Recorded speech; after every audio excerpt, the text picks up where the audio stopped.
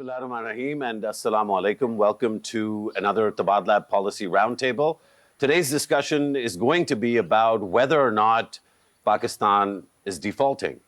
There is one school of thought that says that there are many indicators that Pakistan is inevitably headed towards a default. Another school of thought that says that until there's a technical sovereign default, we shouldn't be throwing around this idea of Pakistan defaulting. It has very severe and significant ramifications, especially for the poor in this country. And there might be a third school of thought that says Pakistan has already passed that point where it can viably claim that things are working well as far as payments, especially timely payments in foreign currency. To discuss all this, we have a fantastic panel of guests today here in Karachi. So this is the first policy roundtable we're conducting in Karachi, for which we're grateful to our friends and partners at InfraZamin. Thank you very much, Maheen. Our first guest is Khurram Husain. He needs no introduction. One of the premier, if not the primary analytical voices on Pakistan's economy. Thanks for joining us, Khurram. Maheen Rahman, she's the CEO of InfraZamin, has almost a quarter century of experience in banking and finance in Pakistan and abroad. And of course, Dr. Murtaza Syed, the former state bank governor, who in the last, I'd say 3 or 4 months, has adopted a more public persona and one that is really a delight, I think, for all of us that are interested in learning more from you, Dr. Syed. All three of you, I'm super grateful. I thought maybe we'd kick off with you, Khurram. Is default in Pakistan inevitable? Okay, thanks, Mosharraf. Let me choose my words very carefully when replying to that question, because as you said, it has its sensitivities. The answer is yes, if we don't have a very important course correction in the near future. Pakistan's debt indicators are, on the face of it, not dire right now. A debt to GDP ratio of 78% is not considered one that requires a debt restructuring under normal conditions.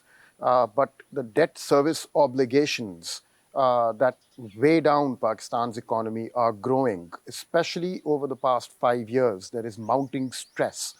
And today, it has come to a point where I think there is an important conversation that needs to be had about whether or not we need to restructure these debt service obligations. In technical terms, Khurram, once Pakistan begins that conversation formally, is that seen as the point at which default is declared, or is it a preemptive measure to avoid default?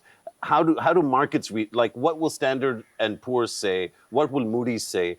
Frankly, what will the IMF or the Saudis or the Chinese say? It depends on the type of restructuring Pakistan is seeking. Okay. If the overall net present value impact is neutral, then no, it doesn't really count as having gone into a default. Although for the few days when the restructuring negotiations are underway, Pakistan's credit rating may well end up being classified as selective default by the major rating agencies. It also depends on the creditors that Pakistan approaches. So if these are bilateral creditors with which we open the restructuring talks, then perhaps not. The default indication may not be as severe.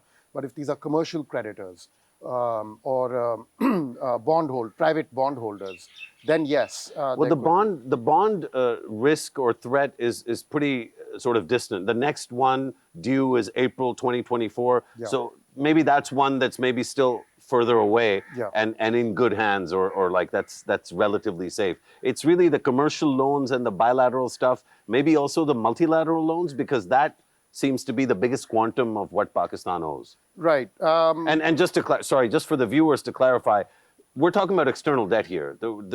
We haven't touched domestic debt, which I think I'd like to, but so far, the 78% debt to GDP, this is external debt to GDP ratio. That's right. Yeah.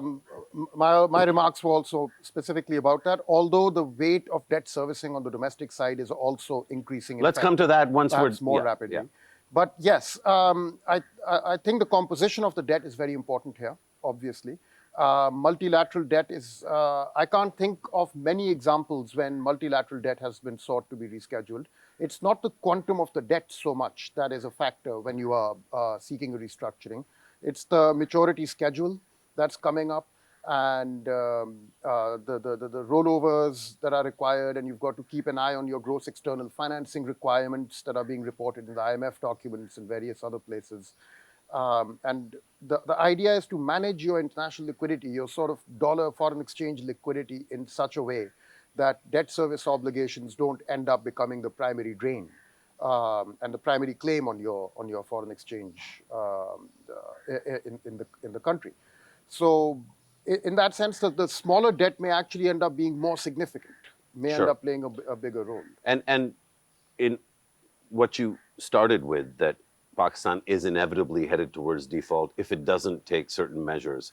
Is restructuring one of the measures, or is that after? Is that a determination to be made after we've decided that we aren't going to take those measures? Let's call them the Khurram Husain measures. What are they? I think the restructuring is becoming increasingly necessary. My thinking is shaped in significant measure by Murtaza and his article about debt restructuring. I've also managed to speak to some people who are very knowledgeable about this stuff, some that Murtaza was kind enough to introduce me to. And from what I've learned from them, I think a restructuring may well become necessary, maybe not tomorrow, maybe not by June, but if we are to talk, let's say, by the next year, next 2 years, next 3 years, at some point, yes, I do think it's increasingly becoming a possibility. However, the restructuring by itself is not a panacea. All it does is it gives you the space within which to then undertake the necessary actions that are required in order to reliably pull out of the situation where the country requires debt in order to fuel or sustain its growth rates. I'm going to ask again, but I want to ask Maheen, but just to say, these necessary actions, I'm assuming, are the same ones we've been talking about for the entirety of my adult life and yours. No, I don't think all of them. Some of them are new to both you and me. Okay. So, for example, Pakistan's productivity has been eroding versus our trading partners. That's something that you and I have been aware of, many people have been aware of for a very long time. The primacy of the fiscal failure is actually at the heart of all this, in my view. But the Pakistan's government is increasingly becoming unable to meet its own current expenditure requirements with its present fiscal base. And that's also an old conversation, but has new elements in more recent years. And hence why we're increasingly hearing about people saying that we need to revisit the NFC award. I don't necessarily agree that's the right direction, but nevertheless, that's a conversation that's coming up increasingly. So I would put the external competitiveness and the fiscal failure as sort of the primary elements at play here, driving us down this road. Fantastic. Maheen, I'd really love to get your response on this idea or this question of whether we've already defaulted. You know, there's a lot of the imports being stopped and a lot of things that normally we take for granted that have stopped happening. There's several industries that are stopping. There's a lot of, I think, trepidation and fear that what we fear is kind of happening in slow motion. And by the time it actually happens, it'll be too late. Khurram's response clearly is that we're headed in that direction, even though it hasn't happened yet. What, in your mind, have we already crossed the threshold, or is there something Pakistan can do to avoid default? Right. So, like you said, the economic conditions right now are such that, you know, you can see it sort of coming to you. We have extreme currency fluctuation.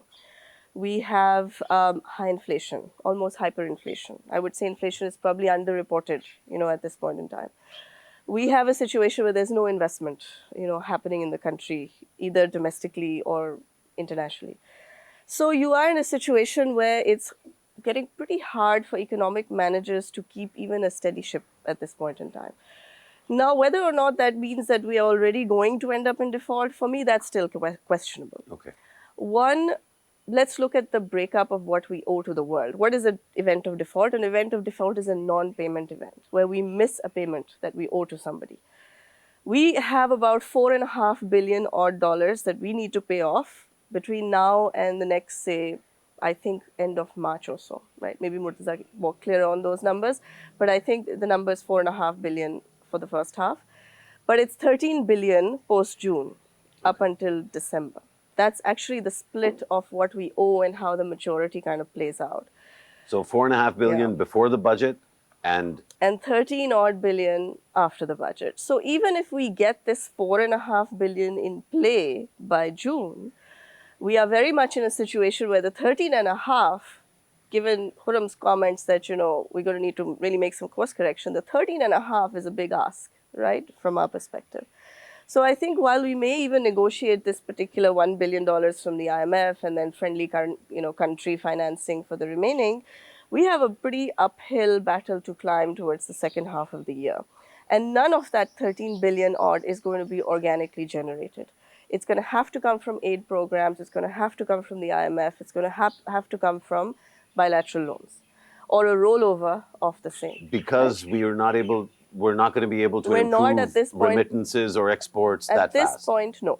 And we're We not are going to be able sitting- to get sukuks or bonds issued either. No, at this point, we are in a global recession as well. Yeah. We're not the only ones suffering. And the markets internationally are in no shape to absorb our kind of debt. And frankly speaking, I think foreign investors have long walked out, right? Yeah.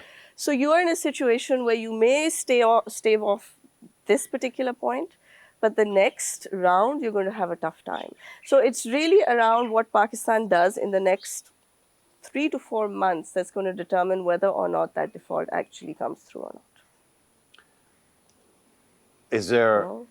Are you hopeful that that I think that- we all live on hope that when in we this get back country. together 4 months from now, that Yeah. we'll be discussing, a close shave and we're in a better place? Are you hopeful? Are you The hopeful hope that is always there. The hope Okay. is always there. But I think the governance aspect of it really needs to be looked at. There are ordered ways to get out of this. There are mechanisms where we can be far more proactive than perhaps what we've been in the past. So far, we haven't seen that happen, right, with this particular government. So it will require a lot of strength, frankly speaking, and capacity. But the within right the kind of framework. strength, The not right this kind of strength. like chest beating, like Well, that's we not know strength, how to, right? yeah, That's not strength. That's bluster. right. So without the bluster, we need to put our thinking caps on and say, okay, how do we crawl out of this one? Because it is a deep hole at this point in time. I want to talk more about thinking caps and net capacity in Pakistan, especially from a policy perspective, and especially when the policy realm consistently bleeds out people like you, Dr. Murtaza Syed. We didn't have a deep bench in terms of talent to begin with. So my lament every time I see you is why you're still not in government, but for another time. Where's your head at on this question of default? You've written already, so we already know the answer, that Pakistan needs to restructure, which was going to be one of my questions. But before we get to that, are you saying that the restructuring now is the only way to prevent a default? Mosharraf, thank you. I'll come to your question in a minute, but first of all, I would say that there's nothing inevitable about default. I think very few things in life, in fact, are inevitable. But one thing that does make me concerned is that if you look at the last year in Pakistan, we have made all the wrong policy choices. There was nothing mysterious about how much money we owed the world in the next 12 months a year ago. We knew we had these very high debt repayments that were due on the external side, and yet we chose not to do the right thing. We dilly-dallied with the IMF. There was never going to be a path without the IMF. Everybody knew that. The previous government knew that. This government knew that. And yet we sort of, obfuscated. And I think that the real cost has been the decline in our foreign exchange reserves. A little over a year ago, we had $19 billion in foreign exchange reserves, very close to our all-time highs. Today, we have $3 or $4 billion left. We have no room for maneuver. The IMF, of course, is not a magic institution. If you only have $3 or $4 billion, it's going to impose austerity on you. There's no other way. So my disappointment has been the last year. It doesn't mean that anything is inevitable, but it does mean that our track record is a little bit concerning, and we better get things right. Now, in terms of your question itself, whether we need debt relief, I'm quite clear we do. Because if you think about how much debt servicing we have to do each year over the next 3 or 4 years, it's about 5% of GDP every year. our total tax to GDP ratio is 10% of GDP. That means half of our tax to GDP ratio is going to be used up in debt servicing. This is domestic plus external. That leaves very little for infrastructure, leaves very little for spending on your people. And to me, if we don't do debt relief with these kinds of numbers, we will have to impose a lot of austerity on our population. The population. We will have to. We will have to, because As there is in no more other way. than what's already been imposed. Absolutely. I mean, we will need another IMF program. We have to be very clear about that. There, again, is no path without the IMF for the next 3 years. The IMF will look at our numbers, will look at our debt numbers, will look at our ability to service debt, and they will impose a lot of austerity. That's just the way it works. I mean, Khurram knows IMF programs better than almost anyone. Without debt relief, there will be significant fiscal contraction on a population that I don't think will be able to bear that kind of austerity. You know, you already have inflation running at 30, 35. Maheen thinks it's maybe even higher than that. You've got utility bills that are very high. I worry about the social costs of trying to pretend that we don't need debt relief.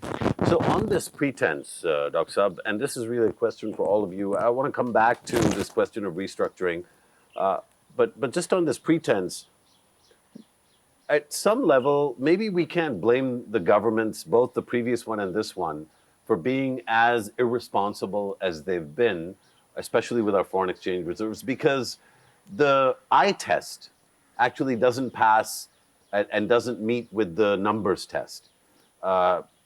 This is a conversation many of us have, and you know, with full consciousness of our privilege. Airports are full of people, domestic flights, international flights, overbooked to the end. Restaurants are full of people. Petrol prices have increased like 6 times, and yet, is there a significant reduction in traffic? Now, some people are saying we're beginning to see it. I mean, it's been a year. This idea that this contraction or this austerity, which is painful, and it clearly is, there's clearly inflation, it's likely that it's underreported, and yet in terms of what people see around them, the eye test for, you know, the number of transactions in the economy or the vitality or the consumption habits, especially of the urban middle class and above, those don't seem to be moving. Now, why might that be? Maybe. Yeah, I can hazard a guess. I mean, look, when I said that we were being irresponsible for the last year, I meant in terms of the macro, you know, just the way you manage your external accounts. You have to look at how many reserves you have, what your debt obligations are over the next 12 months or at least 2 years, and what your current account deficit is likely to be. It's really only those 3 numbers you need to look at. If you get those numbers wrong, and those numbers are almost etched in stone, there's very little forecasting you have to do. The current account, you can be off by a few billion, but your debt obligations are your debt obligations. You know those. Yeah. There's no mystery about them. And your reserves are your reserves. There's no mystery about them either. So getting that wrong, to me, is quite irresponsible. Suggests that as a country, the economic managers are not doing their jobs properly, to be honest with you. Now, in terms of why we're not seeing the pain, I think, first of all, Pakistan is a highly unequal country. Maybe what we see is really the top 20 or 30%. Right. And yes, they have money. Some of it is undocumented. There's also a lot of money sloshing around in the undocumented sector. But, you know, just in terms of numbers, Mosharraf, about 40% of our population lives very close to that $3 a day kind of mark that the World Bank uses in middle-income countries like Pakistan to define poverty. That's about 90 million people. But with a third of the rupee sort of in its devaluation, losing a third of its value, that $3 a day is suddenly $2 a day, is it not? You can think of it that way, because domestic purchasing power has gone down. So I really worry about those people. Not the desperately poor. I mean, I don't want to say it that way, but they have some, informal safety nets, especially in the rural areas. You have BISP. But what about the people that live in urban areas, sort of are kind of, having to choose between, sending their children to school or, putting fuel in their motorbikes? I worry about those people. I think there's probably 20 to 30 million, at least, people like that. And they're getting frustrated because they were on a ladder to sort of social progress before, right? And when you have to sort of choose now, should I send my daughter to school and not anymore, or just send the sons? It's not a good social equilibrium that you're going to be in. It's going to have long-term consequences for human capital, for your productivity going forward. I mean, some might say, Maheen, we're already in the midst of those consequences, given how the country has been managed and the quantum of inequality that's been curated? I think we've already been seeing that build up, right? And it's been building up not for the last year. I think it's been building up because of government policy for the last decade, to be very honest. I also think that due to the way our taxation system actually works, the fact that it is incredibly convoluted and tends to tax anything that moves effectively, including transactions, that there has been a significant shift easily over the last decade or so out of the formal sector into the informal sector. So when you talk about you can't seem to see any real slowdown, I think it is there on the margin. It is certainly there and coming through. But what you have to understand now is that we are largely a very cash economy now. If you look at currency in circulation or cash in circulation, it's probably tripled over the last, say, 3 or 4 years or so. And that's really now reflective of the fact that people would rather have cash than use a bank. So 70% of your transaction at the till, whether it's the grocery store or it's the mall or it's a restaurant, is now in cash, meaning that there's been a heavy move away from documentation into the informal sector, which is probably why you're not seeing that slowdown that we are talking about, because the slowdown does not impact the informal sector in the same way. Higher taxation does not filter through in those cases. Higher inflation is sometimes a pass-through for those sectors, right? So one very interesting sort of statistic that has come out is that these days, a car is a better investment than a plot of land. And that's one of the things I think that's finally broken the whole concept of land is like your ultimate sort of safety net. Right now, land isn't. So land prices, if you follow real estate prices, they're actually pretty much similar to what they were the last 2-3 years. But look at the way car prices have moved. They've more than doubled. These days, if you held a car a year ago to now, you'll be sitting on a big gain, which is why you're not seeing that. You're seeing actually a shift away towards consumptive patterns, because everybody knows that a week later, the rupee is going to be a whole lot worth a whole lot less. And so the consumption is actually increasing into asset that they can then say, okay, look, the value will at least go up. So we've completely turned the economics on its head in this situation. I don't know if you can tell from my face, but the alarm, as you were speaking, Maheen, it's plausible and true what you're saying, but if it is, what we're actually saying, Khurram, is that the thing that has brought us here, the default conversation, going back to the core conversation, is essentially going to produce a magnitude of order higher impact on debanking, deformalization, dollarization, out of formal transactions into informal transactions at a scale that Pakistan has not experienced, including 1998. I think a lot of the deformalization and debanking also happened in 2013 to 2017, when we started taxing people's transactions at the bank, right? Yeah. So people, obviously, those that transacted at scale were paying whatever the percentage was, but significant. So people just pulled money out of their accounts. We're seeing another version of that happen now. We saw with the fake boosting up, what Uzair Yunus calls the DAR peg, or what you call the DAR peg, many others call the DAR peg.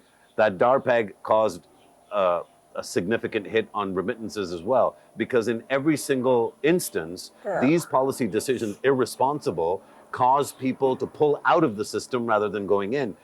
And of course, default would be the ultimate version of these irresponsible policies, because then you would have no incentive to stay banked or documented or formal. Is this alarmist, Khurram, for us to be talking about this? I wouldn't say alarmist. It's sort of taking a realistic view. But Mosharraf, this happens when there's a disconnect between the kind of policies the state is following and the economic reality with which those policies are interacting. If the state is assuming we have an abundance of dollars, for example, in implementing a peg on the currency peg, for example, and there is in fact a scarcity of dollars, then that disconnect is going to give rise to behaviors that sort of aggravate the distortions within the economy, as people are left to their own devices to sort of find their safety within the inflation, within the growing scarcities. So if you're an importer and you are relying on some a very important raw material to be able to run your plant, and there's an import restriction, and then you are approached on the side by somebody who says, heck, I'll get you your raw material. Don't ask me how I got it, but you just make sure that I'm paid the following amount when I make the delivery at the factory In an gate. account in Dubai or London that. or St. Lucia Or and if Kitts. or if you want to make the payment in rupees, this is the amount that you'll have to pay. Now, what all else is happening behind that, you don't know. But you might just close that deal and say, heck, I want to keep my factory running, so let's have this. Now, this is happening right now. There are, for example, I'll give one example, but it's happening in a wide variety of industries, in solar panels. Solar panel imports are continuing despite the fact that the import is actually stopped and LCs are not being opened. Where are they coming from? Where is the supply coming from? How are the payments being made? That's a mystery. That's a mystery to us, but of course, FATF will not be wondering in the same way. Well, I think FATF may also be left scratching its head trying to figure out what exactly just happened here. Okay. The fact is that this aggravates the distortions. It means people find other ways. Yeah. It's like water, trying to stop water when it's flowing downhill by putting blockages in its way. It finds some other way to get around it. That's the same thing with the rupees that people are holding. In the face of massive devaluation, and the government is in denial by saying that, no, we've got an abundance of dollars, don't you dare sell the dollar for anything above 221. That instruction has gone out to the banks.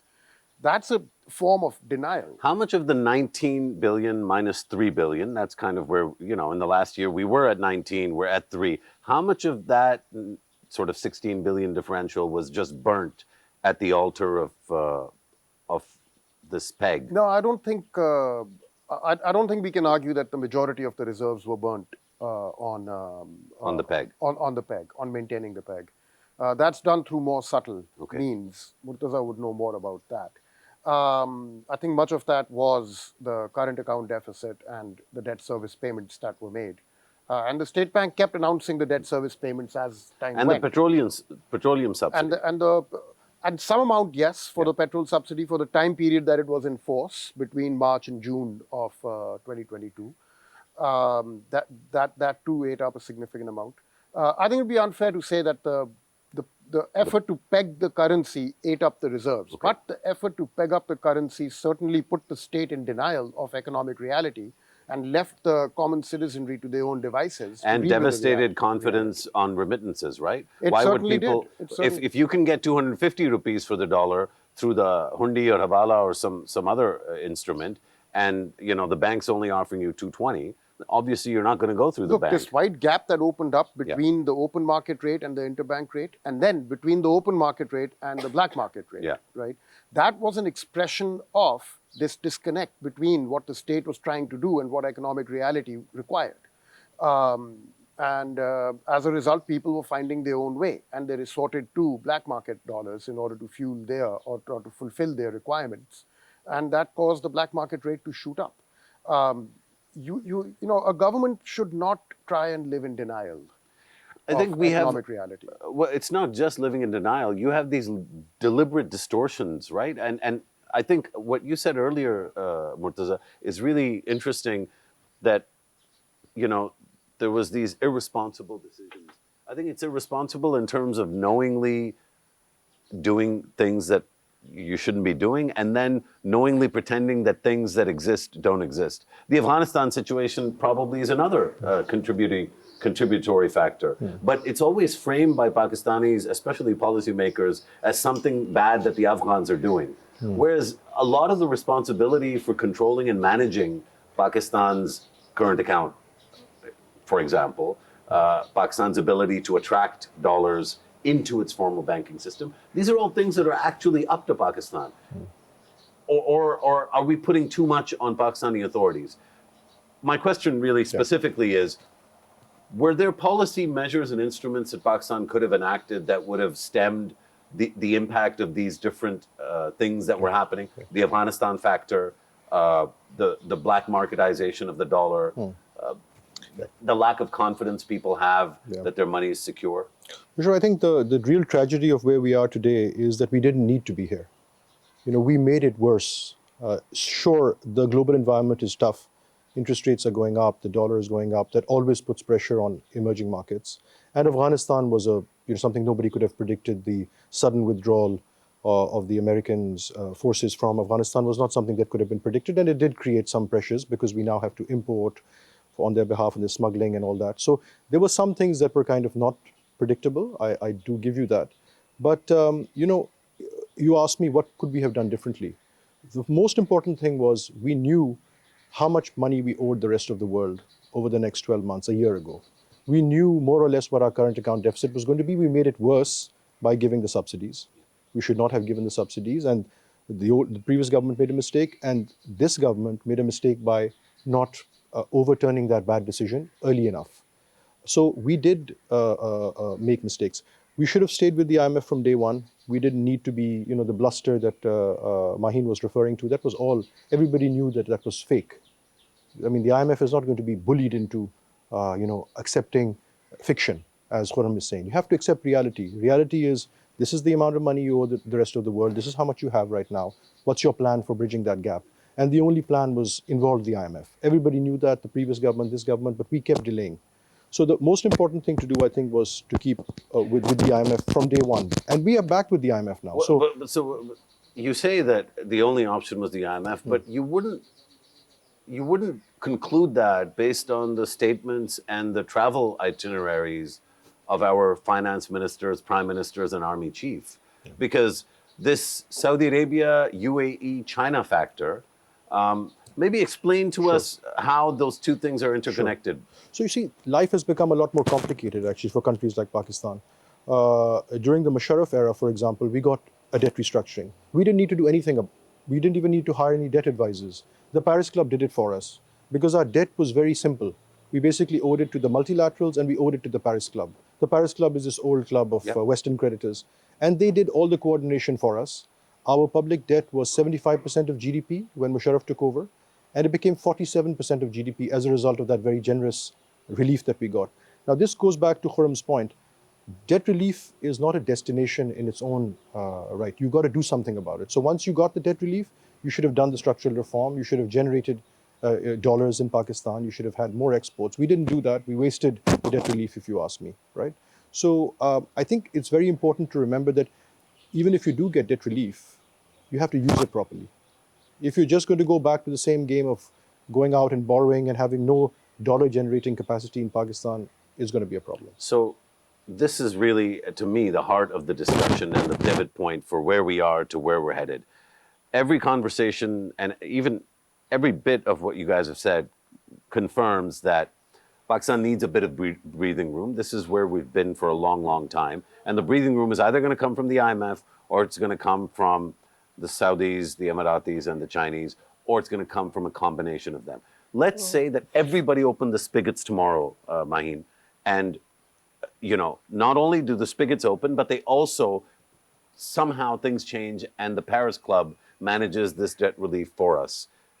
We're looking at maybe 6 to 12 months of relief before we're back in the situation. Yep. Given that every previous instance, we've used the space that we had to make bad decisions, terrible decisions. Yep. So what's going to change? And the reason that the conversation is framed as, is default inevitable? It's not a negative mindset. Yeah. It really is based on the inevitability of poor decisions, which was the thesis behind that framing. You have said a lot there. Let's break it down a little bit more. The reason we got Paris Club so easily is because we were key ally in the war on terror, right? So that's why it wasn't even something we had to ask for. They did it in any case. Now you are in a situation where you have to prove your worth to the world. And you do not have much to offer, unfortunately. You are at the brink again of another IMF program. And while I completely agree with these two gentlemen that the IMF program is going to help us, it's not a long-term solution, not anymore. We have been in 23 IMF programs over 45 years. It's gotten us nowhere. As much as we like to hate on ourselves, this is also the IMF's report card at the end of the day, right? If they cannot get a country which they are supposed to get out of a default situation, again and again we are in the same, then obviously they have failed as much as we have in this entire narrative, right? We can blame our politicians, but the reality is a lot has been imposed on us, right? So what is the solution? Now, how have other countries managed this? The other countries have gone through crisis. 97, you had the Southeast Asian crisis. You've had Venezuela default number of times. You've had situations in the world. You have Turkey right now, which is sitting on 80% inflation, but I don't know, 10, 12% interest rates, right? But you still have thousands of Pakistanis getting on a plane Who with a still bag managed full of to go? Who still managed to $250,000 go? or $400,000 and So going and getting. where's our pain point? Our pain point is the $10 billion gap that we see on our current account annually. And that simply comes from the reality we have no FDI. The last time we saw $5-6 billion of FDI was back in 2007 and 2008 when we privatized the banking sector and we privatized telecoms. It was That's basically, the big time. one was Etisalat buying Yes, PPCL. that was the last time. Since then, we have done absolutely nothing to encourage that dollar inflow to come to us, which is why we now sit in this perpetual issue of, okay, tax is a problem, government spending is a problem, but the real reality is that the current account gap needs to be filled with dollars that will invest in real asset here. Until that investment destination is not opened up, how do you expect to have any kind of real reform in the country, right? If you look at Vietnam, Vietnam has not fared that well either. It's a darling of international investors. Sees hundreds of billions of dollars flow into it, but still has an incredibly weak currency at this point. Still, the dollar peg has hurt everybody. But at the same time, investors are running away from Vietnam because they know eventually, okay, the policies that are in place, we will get through this on the long term. But for Pakistan, we have no consistent long-term policy framework to either attract domestic or foreign investment. And we have not projected ourselves well enough to be an investment destination. Until we get these two aspects right, we're going to keep running to an IMF that is going to keep imposing austerity measures that accomplish just a tide through till the next IMF program. So this vicious circle, when you talk about the inevitability of default, if there is a default, the question to ask is what happens then? Because if we are talking of an inevitability and we're saying course correction, we're saying, oh, okay, this didn't have to be this way, and if we're seeing still ground zero is still the same, then the question to ask is what happens in a default situation? Well, so let's go there. Khurram, to my mind, nothing happens. The elite in this country are, especially the super elite, are completely inoculated from the effects of a default. A lot of their money is already abroad. A lot of their transactions, a lot of their holdings are already protected. It doesn't matter to them if there's an extra tax on ATM withdrawals. That stuff hurts people like us, but the super elite, they don't go to ATMs, right? Their lives are completely... It doesn't seem reasonable for us to expect either the course correction, the caveat at the start of the conversation you introduced, I was waiting to challenge it. I'm going to challenge it now. Given the conversation so far, there is no caveat. We aren't, given the last year's decision making, who's been involved in the last year's decision making? These conversations tend to be a bit more sanitized, but I think it's time for us to maybe just strip away some of the Band-Aid a little bit and be able to see the wounds, right? So with due apologies, the combination of Shaukat Tareen, Imran Khan, and the previous army leadership, General Bajwa, General Faiz, that was one sort of group. They oversaw the Tareen subsidy, so to speak. And then we had a new combination. We've had a new combination, at least since November, of the new army chief, General Asim Munir, a new DGI, General Nadeem, Dar Saab, Shahbaz Sharif, and the PDM coalition. And their decision-making hasn't been better. In some cases, I think it's been worse in terms of knowing how bad things were and continuing to go full speed ahead. So when we say that it's not inevitable, you said that, if we make the right decisions, what hope are we basing this on? What evidence of better decision-making have we seen that we might be able to avoid? And more importantly, if it's inevitable, what evidence have we seen that from that point forward, the day after default, somehow Pakistan will be better governed? I don't see any hope at all. Hope is a fragile creature in Pakistan. We both know that. Yeah. And yet it springs eternal, yet it has eternal life here. You can go 20 years, 25 years back in time and find a rather dismal situation shaping up in the country, and yet hope was still alive. Look, it's a very complex question. that you've asked. There are enduring dysfunctions that if we are not going to address are going to inevitably, and here I'll go a step beyond Murtaza. I agree nothing is ordained, but absent course correction, if somebody is doing something that harms them and they keep doing it again and again and again, eventually they are going to harm themselves to the point where they it can perhaps prove fatal.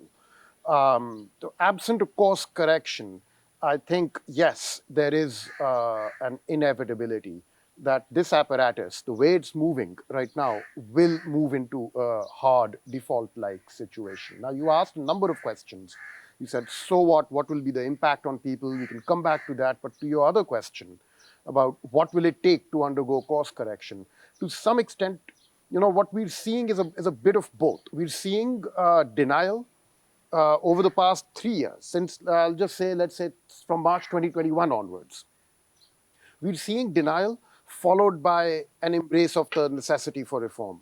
Denial again, and then an embrace. So there's a sort of spasmodic movement. Let's go back further.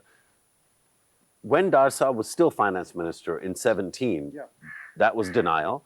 Then Miftah and Shahid Khaqan Abbasi came in, they pulled it back. Yes. Then Shamshad came in and pulled it back further. I was going to say... And then Assad and team said, we don't need the IMF. And they wasted 7 months until the extended fund facility in 2019. Then we had COVID, which was a manna from heaven, potentially, especially on the current side, because the loans were different. There was a lot of flexibility.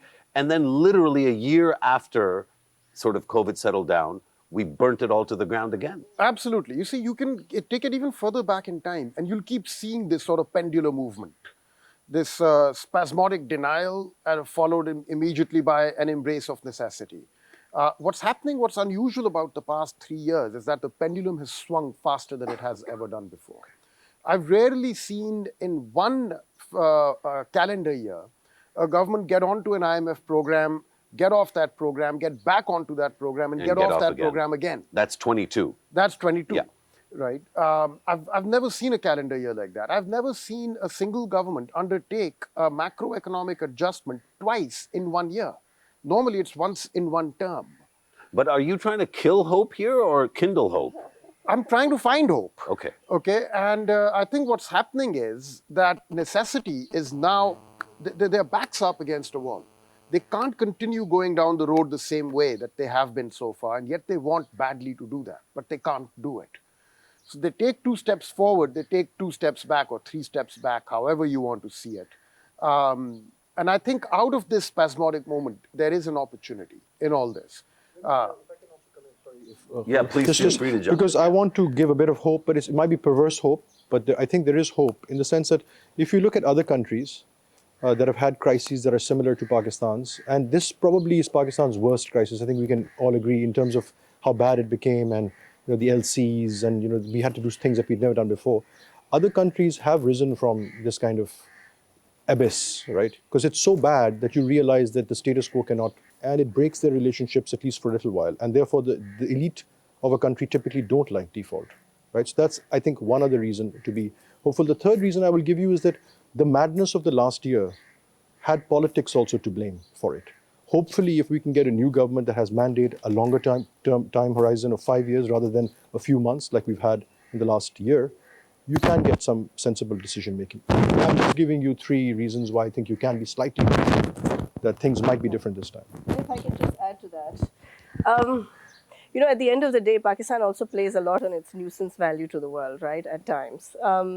We are in a situation where we border some pretty important countries. We border China, we border India. On one side, we have Iran. And I think ultimately what may just end up happening to kind of pull Pakistan back from the abyss is that at some point that conversation becomes, look, we can't deal with this unrest on our border. And like you said, default has significant consequences, but I think given the size of the country, the quantum of population, no one can deal with an unstable Pakistan at this point in time. So while there is hope in the sense that you think that maybe we get the right policy frameworks in and other countries have been in similar situations, ultimately it does become a question of, can Pakistan's neighbors make that case and may eventually end up in that situation that, look, we can't afford to have this at this point in time. So let's not forget the geopolitics. It's one of those long shots, but I think it's kind of worked for us over the years, and we've kind of linchpinned on that quite a lot. So I think there's always hope until it absolutely happens. We can always say that we will keep limping along as we've been limping along. So I don't believe that it's an inevitability.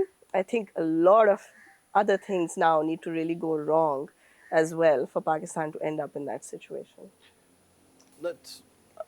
I think this has been just such a rich discussion. I'm so grateful to all three of you for indulging sort of the way that I've framed the questions and the conversation. I hope it's been as useful for our viewers and for the audience that's going to be watching this. I want to maybe ask a slightly more personal question of all three of you.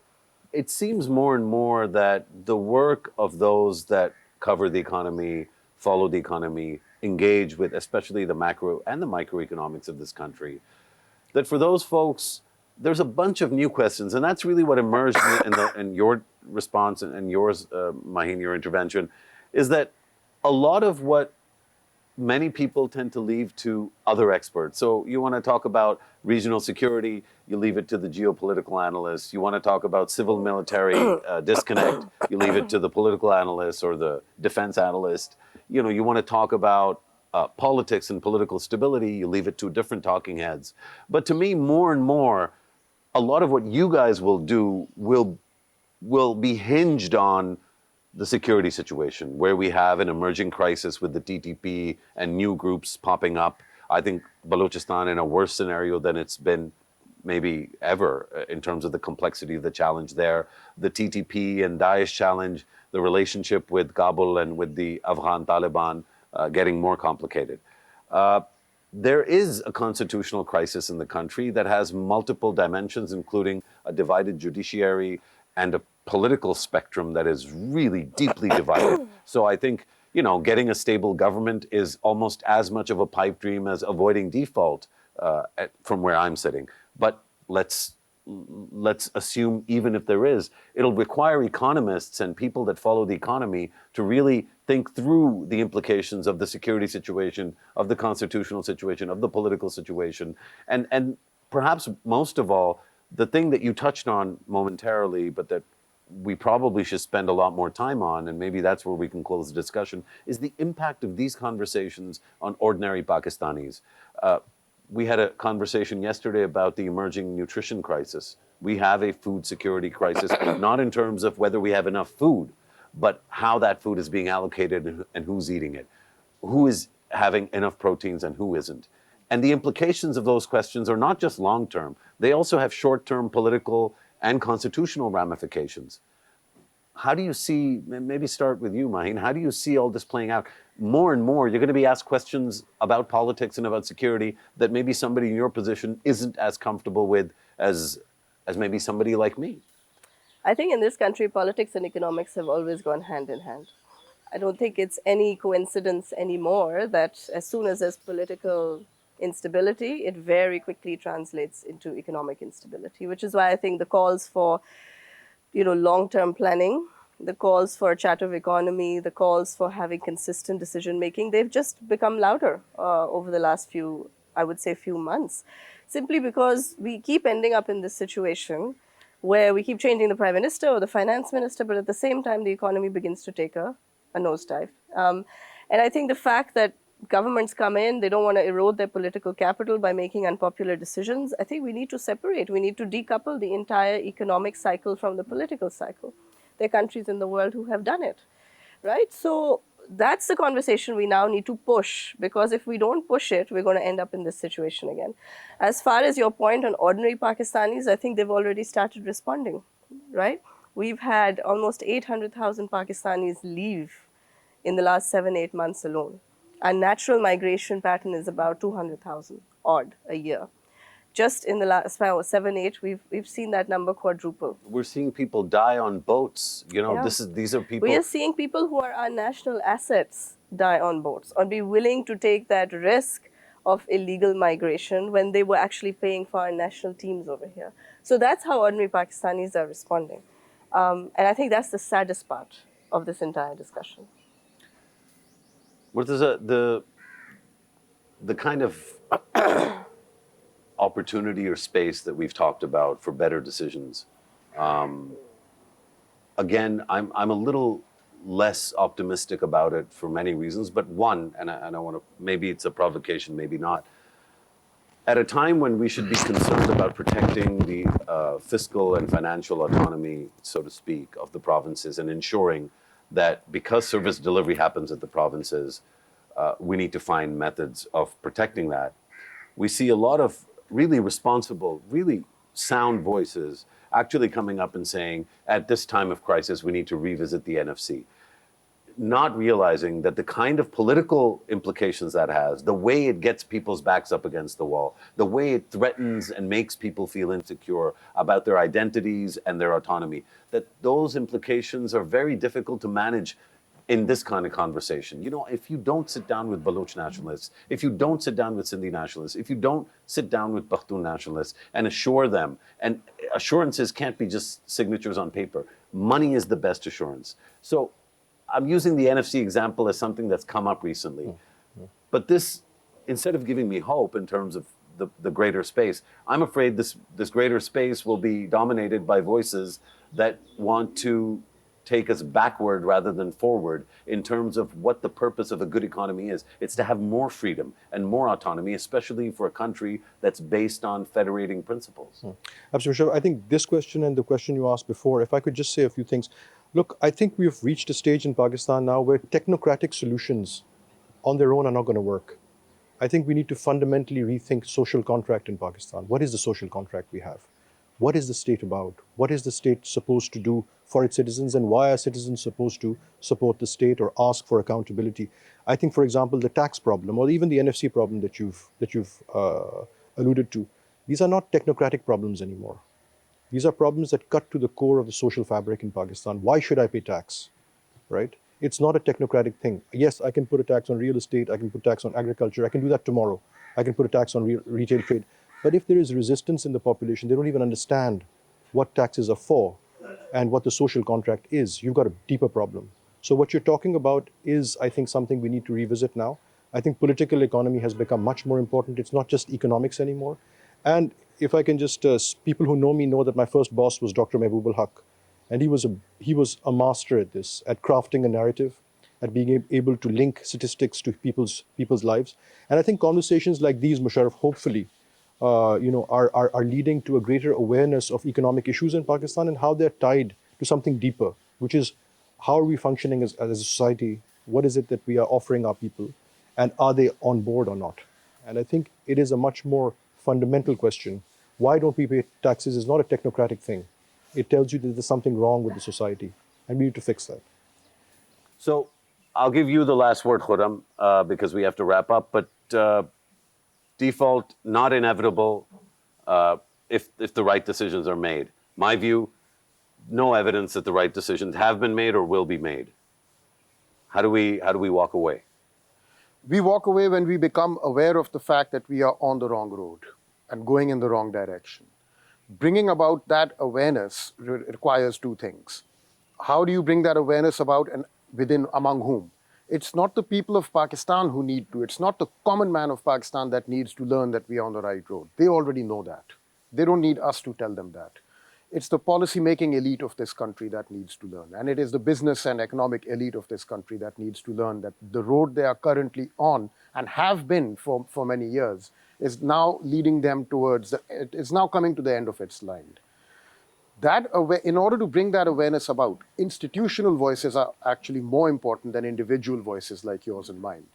In one of his articles, Murtaza makes a list of the institutions that actually speak up. They include academic, they include institutions, think tanks, central banks, regulators. In the case of Pakistan, institutional creditors like the IMF and the World Bank. All of these are important voices that help create a consensus around the acceptable bounds of economic policy. Those are the voices that need to speak up. In some cases, they need to speak up during the time period when bad policies are being followed. In other cases, they can wait till bad outcomes have materialized and then speak up, whatever.